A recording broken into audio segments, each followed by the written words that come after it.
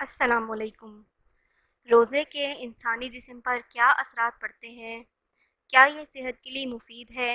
और अगर आप लगातार 30 दिनों तक ऐसा करते रहें तो आपके जिस्म पर क्या असरात मुरतब हो सकते हैं? तकनीकी तौर पर आपका जिस्म रोज़ा शुरू करने के 8 घंटे तक मामूल की हालत में रहता है।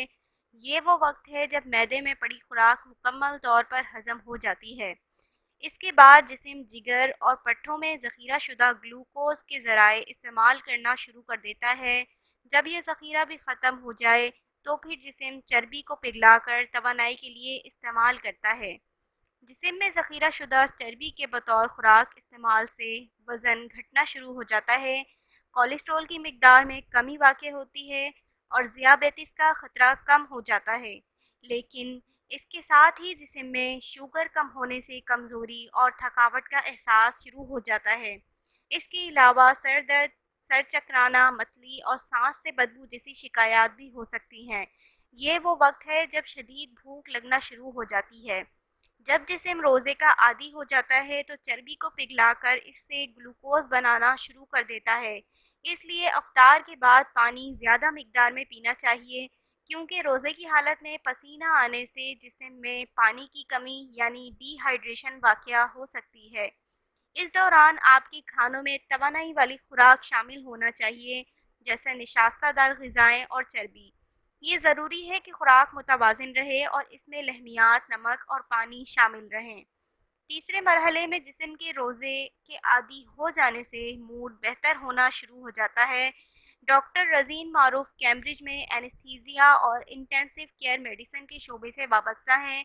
वो कहते हैं कि इसके अलावा भी रोज़े के मज़ीद फ़ायदे हैं। आम ज़िंदगी में हम रोज़ाना ज़रूरत से ज़्यादा कैलोरीज़ इस्तेमाल करते हैं, जिससे जिस्म को दूसरे ज़रूरी काम मसलन अपनी मुरम्मत के लिए मुनासिब वक्त नहीं मिल पाता। रोज़े से ये मसला हल हो जाता है और जिस्म अपनी तवज्जो दूसरे अफ़ाल की तरफ मरकूज़ कर देता है। इसलिए रोज़ा जिस्म को मंदमल होने और जरासीम का मुकाबला करने में मदद देता है। रमज़ान के आखिरी दिनों में जिस्म फाका कशी के अमल से मुकम्मल तौर पर हम आहंग हो जाता है। बड़ी आंत, जिगर, गुर्दे और जिल्द इस दौरान जहर रफ़ा करने के अमल यानी डिटॉक्सिफिकेशन से गुजरना शुरू हो जाते हैं। डॉक्टर मारूफ कहते हैं इस दौरान आज़ा का फेल भरपूर कुव्वत से चलने लगता है और आपकी याददाश्त और इर्तिकाज़ की कुव्वत बेहतर हो जाती है और आपके अंदर ज़्यादा तवानाई आ जाती है। अगर फाका कशी कई दिन तक मुसलसल जारी रहे तो जिस्म पट्ठों को पिघलाना शुरू कर देता है, लेकिन रमज़ान में ऐसा नहीं होता क्योंकि रोज़ा एक दिन में ख़त्म हो जाता है। डॉक्टर मारूफ कहते हैं कि रोज़ा सेहत के लिए अच्छा है क्योंकि इससे हमें इस बात पर गौर करने का मौका मिलता है कि क्या खाना और कब खाना है।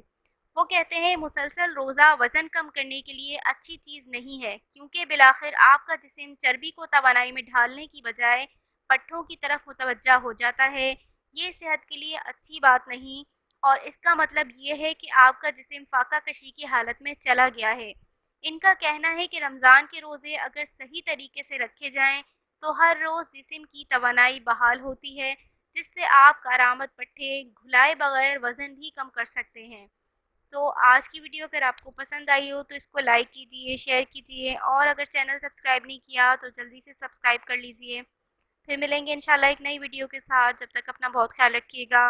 अल्लाह हाफिज़।